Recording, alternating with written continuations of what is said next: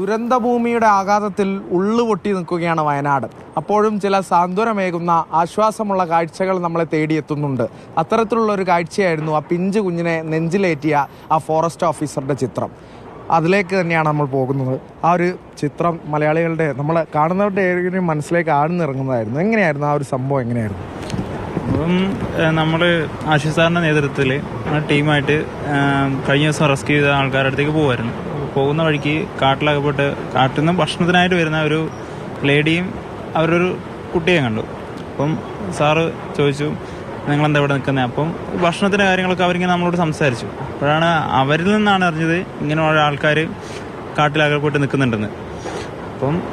അപ്പം തന്നെ സാറ് പറഞ്ഞു, നമുക്കെന്നാൽ അങ്ങോട്ടേക്ക് പോവാം, ബാക്കി അവിടെ ചെന്നിട്ട് നമുക്ക് പറ്റുമ്പോൾ നമുക്ക് അവരെ എന്ത് റിസ്ക് എടുത്തിട്ടായാലും നമുക്കത് കംപ്ലീറ്റ് ചെയ്യണം, അവിടെ ചെന്ന് അവരെ റെസ്ക്യൂ ചെയ്ത് കൊണ്ടുവരണം എന്ന് പറഞ്ഞു. നമ്മൾ ചെന്ന് കാണുമ്പോൾ അടുപ്പിൻ്റെ അടുത്ത് സൈഡിൽ വന്ന് ഇങ്ങനെ തീ കാഞ്ഞ് നിൽക്കുന്നതാണ് കാണുന്നത്. ഡ്രസ്സൊന്നുമില്ല.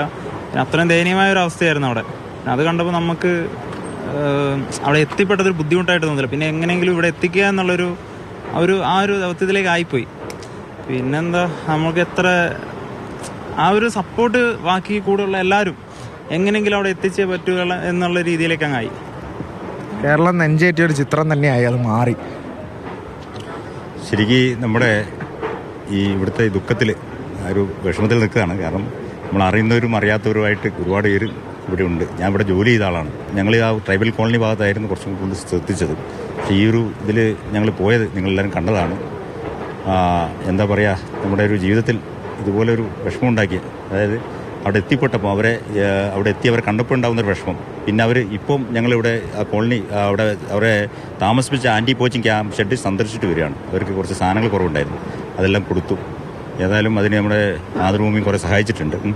ഏതായാലും അത് പറയാതിരിക്കാൻ കഴിയില്ല. കാരണം അവരുടെ ഇപ്പോഴത്തെ ആ ഒരു ഇത് കാണുമ്പോൾ അവരിനി അങ്ങോട്ട് തിരിച്ചു പോകാൻ സാധ്യത കുറവായിരിക്കും. കാരണം അതിലുള്ള കൃഷ്ണൻ എന്ന് പറഞ്ഞ അച്ഛൻ മഴ പെയ്തപ്പം എനിക്ക് വന്ന് കുട ചൂടി തന്നു. അതുവരെ പൊതുവെ ആരുടെടുത്തും അങ്ങനെ സംസാരിക്കാത്ത ആളാണ്. അപ്പോൾ അത് തന്നെ മതി. പിന്നെ കുട്ടികൾ ചിരിച്ചു.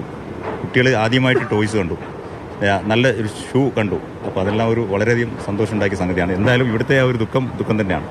അദ്ദേഹം പറഞ്ഞ പോലെ തന്നെ ആ കുട്ടികളുടെ ഒരു ചിരി എന്ന് പറയുന്നത്, ആ ഒരു നിസ്സഹായാവസ്ഥയാണ്. നാടാകെ നടുങ്ങി നിൽക്കുകയാണ്. ആ ഒരു സമയത്ത് അതെങ്ങനെയായിരുന്നു ആ ഒരു നിമിഷം? താമസിക്കുന്ന സ്ഥലത്ത് പോയി നോക്കുമ്പോൾ 2 കുട്ടികൾ ഇങ്ങനെ അടുപ്പിൻ്റെ അടുത്ത് ഇങ്ങനെ ഇരിക്കുകയും പിന്നെ അച്ഛനിങ്ങനെ എന്ത് ചെയ്യണം എന്നുള്ള നിസ്സഹായയിൽ ഇങ്ങനെ ഇരിക്കും. ഈ കുട്ടികളെയും കൊണ്ട് എന്ത് ചെയ്യണം എന്നുള്ള നിസ്സഹായയിൽ ഇരിക്കുന്ന സമയത്ത് ഒരു കുട്ടി ഉറങ്ങുകയായിരുന്നു.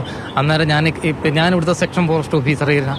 അപ്പോൾ ഞാൻ ചോദിക്കുന്ന സമയത്ത്, കൃഷ്ണ നമുക്ക് പോകുകയല്ലേ എന്ന് ചോദിക്കുമ്പോൾ ആദ്യം ഒന്ന് വിസമ്മതിക്കുകയാണ്. പിന്നെ ഈ അവസ്ഥയൊക്കെ കണ്ടപ്പോൾ പുള്ളിയോട് പോവുക നമുക്ക് ഇവിടുന്ന്.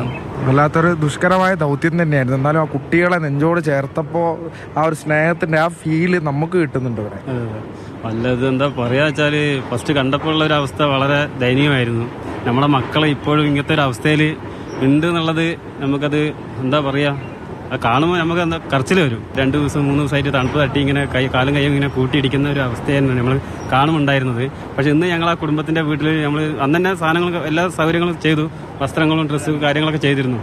ഈ അനൂപന്റെ ആ ചിത്രമാണ് നമ്മളെ എല്ലാവരും കണ്ടത്. അപ്പോൾ നമുക്ക് അതുവരെ ഒരു പരിചയമില്ലാത്ത ആളുകളാണ്.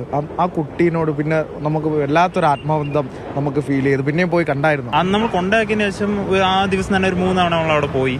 പിന്നെ ഇന്നലെ രാത്രി നമ്മളവിടെ പോയി അവർക്ക് വേണ്ട സാധനങ്ങൾ അറേഞ്ച് ചെയ്ത് കൊടുത്തു. അപ്പം അവരുടെ കാര്യത്തിൽ നമ്മൾ അത്രയും രീതിയിലാണ് ചെയ്യുന്നത്. ഇപ്പം ആശിഷ് സാറാണെങ്കിൽ എപ്പോഴും പറയുന്നത്, നമുക്കൊന്ന് അവിടെ നിന്ന് പോയി നോക്കിയിട്ട് ബാക്കി ഫീൽഡിലേക്ക് പോവാം എന്ന് പറഞ്ഞിട്ടാണ് നമ്മളെ കൊണ്ടുപോകല്. എപ്പോഴും അവരുടെ ഒരു കാര്യത്തിൽ വേറെ ആരും അങ്ങോട്ട് എത്തിപ്പെടില്ല, വേറെ ആരുമായിട്ടൊന്നും മിങ്കിൾ ചെയ്യുന്നില്ല അവർ. അപ്പം അതുകൊണ്ട് കുറച്ച് അവരുടെ കാര്യത്തിൽ കുറച്ച് നിൽക്കുന്നേ ഉള്ളൂ. വേദനയ്ക്കിടയിലും ആശ്വാസമുള്ള കാഴ്ച സമ്മാനിച്ചവരാണ്. പ്രജോഷ് കുമാറിനൊപ്പം അരുണ മൃതനാഥ്, മാതൃഭൂമി ന്യൂസ്, വയനാട്.